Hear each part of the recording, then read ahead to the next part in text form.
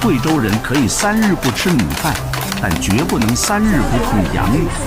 有洋芋王国之称的贵州，其当地小吃竞争异常激烈，可谓高手如云。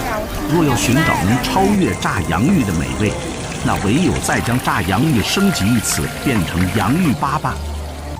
在贵州，洋芋粑粑以亲民价格和奇妙的搭配，收获了无数当地人的味蕾，同时也吸引着各地食客来探寻它独特的魅力。